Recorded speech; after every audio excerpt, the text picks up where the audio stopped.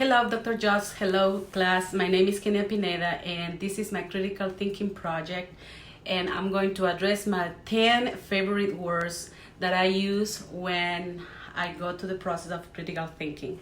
You know, as an educator, we have to work really hard to try to teach our kids, our students, to how to master the art of critical thinking. So I hope you enjoy it, and we're gonna start it. Now, critical thinking has been defined as a high-order type of reasoning requiring an individual to use cognitive skills inspired by a motivation to problem solving. So my top 10 are questioning, reasoning, problem solving, reflection, logical, contemplate, theorize, relevance, inference, and cognitive load. I pick my symbol as my favorite or meaningful symbol in my life, which is the pyramid. I select the pyramid because is the meaning that it connects to the higher realms of consciousness. The pyramid is said that is the channel of positive energy from nature. As you can see now, I draw this pyramid because for me, it's a view of how you can start the foundation of critical thinking. And also with my favorite words, I also classify them from level 1 to 10. Doesn't mean that one is more important than another one. It's just one depends to another one. So I wrote the meanings, and as you can see here, I made this pyramid in 2 dimensions. Maybe for you right now it doesn't make any sense. It's just a drawing, but I will go ahead and explain what I'm basing these 10 words in a pyramid. This is a side A, and this is a side B, which is pretty much the 4 sides of the pyramid. And we're gonna start with the number 1, which is questioning, which is for me one of the number ones. That's the number 1 because it's the foundation. The definition for questioning is the planning and implementations of questions that requires high level of thinking. I use questioning to think in a critical way about something that I'm working on or trying to solve. And you see, this is one of the foundations on one side of the pyramid. This process requires me to ask why certain things are as they are. Questioning is also an effective thing to do when you are critically thinking in a conversation with another person about a particular subject.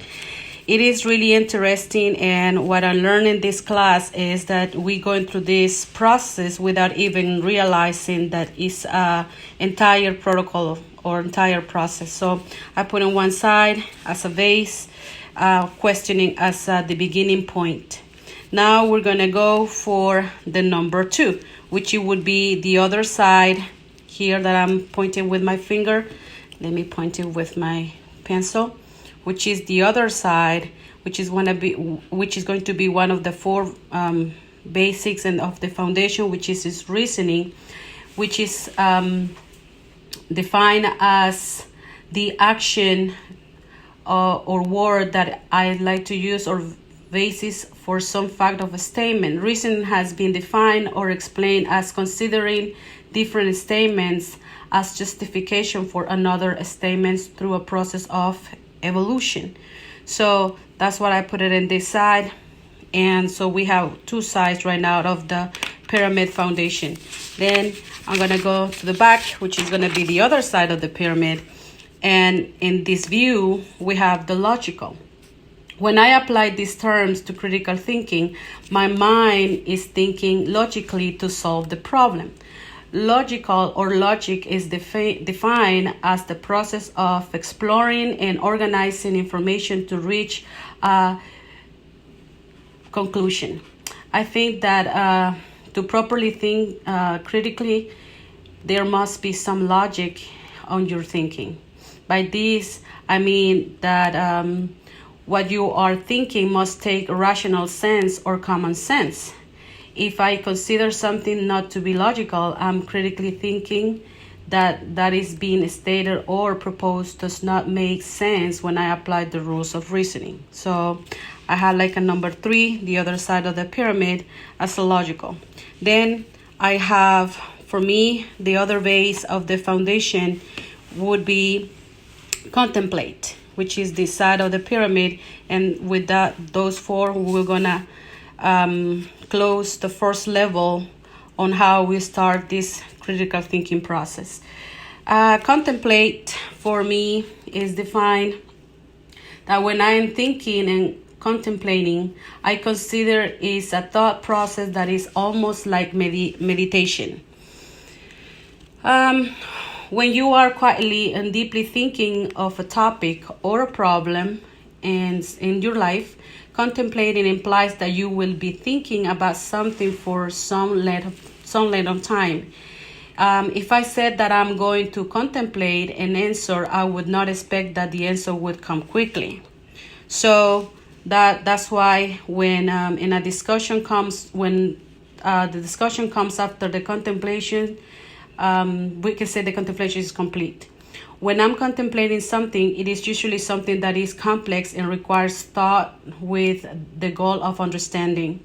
We live in a very rushed world now, and I think that in the modern times we do not give ourselves enough time to contemplate things. When you must contemplate, people are usually not passionate enough to wait for the answer. And that's what we're facing right now with so many distractors too in this multitasking world. I think that greater value should be placed on the time to spend contemplating circumstances and think related to life.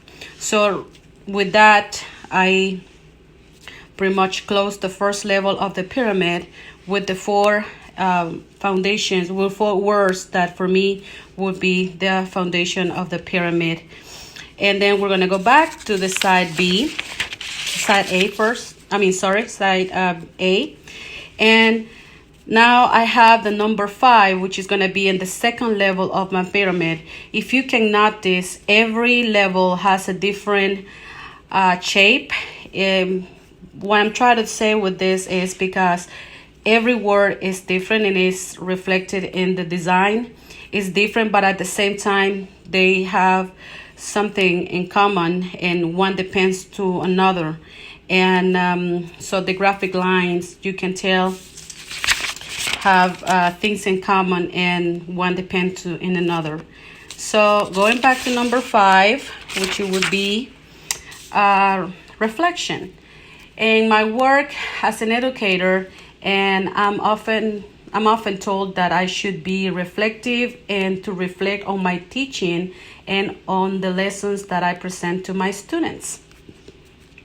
So this process of reflection should be done at the end of every lesson to consider what works and what did not work. A definition of reflection that I think really captures critical thinking is that to provide answers as a point to an open to provide answers as point to an open of the ways of seeing and being in inputs into dialogue, the familiar with the unfamiliar, the small and the large and the tiny. So that's reflection, and it goes in the second level. So in the same second level in this view, I have theorize. Theorize is for a person to develop a theory, you must think critically. When you theorize, that is considered an indication of your belief or stance in a certain area or a certain topic. That's gonna be one of my this view of this second level, which is gonna be reflection and theorize. And then if we go in the back side of the pyramid, it will be relevance. When having discussions and the person disagrees with what you're saying, sometimes they will say that your comments are not relevant. Then I critically think of ways to demonstrate that what I'm saying has a purpose and meaning that makes sense in the moment or in the current times. Number 8 will be inference. Inference, as defined, making conjectures or educated guesses about what we do not have adequate data based on what we do know. I first learned about interferencing in language arts. We would read a book and the teacher would ask us to interpret things that the author was saying. Then with that other force, we close the level of the next four words, which is going to be the second level.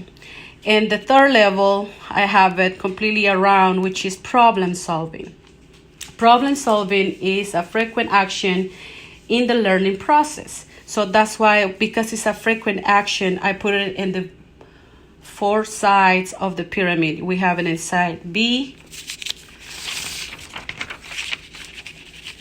We have it in the front part of the pyramid in the side A2. So because it's pretty much problem solving is pretty much what it takes for, in different point of views. Problem solving, as I said, is defined as the work of bringing out the most useful solutions to eliminate difficulties. And then in the top, I have, out of these 10, my favorite word, that is cognitive load. I picked this one to be in the top of the pyramid because it's very interesting how the word that I learned when I was in a professional learning activity that I was giving teachers strategies to get the students to think in more meaningful ways. At the time, I did not relate this to critical thinking. However, that was actually what we were talking about. The definition is that this represents the thinking load or thinking borders that is placed in the working memory of the student. So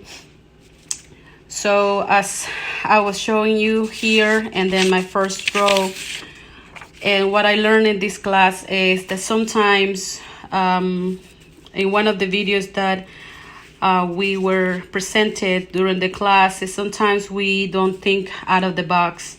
And sometimes we don't think that we have this creative, and we overthink. This pyramid can be complicated for most of people, and that's how critical thinking sounds for most of us, without realizing that this is something that we do every day. In conclusion, the 10 words that I have defined are important critical thinking words for me, and it's no way are all the words that I think about when I am critically thinking. They represent some of the words that I think about when I'm critical thinking, or when I am working with the students or others in having discussions that require critical thinking. Well, I really hope that with this short explanation of my 10 favorite words of critical thinking explained to you and relate to my pyramid, which is from my, I took it from my Mayan ancestors. And thank you for your attention. Thank you, Dr. Joss, and thank you, class. Bye-bye.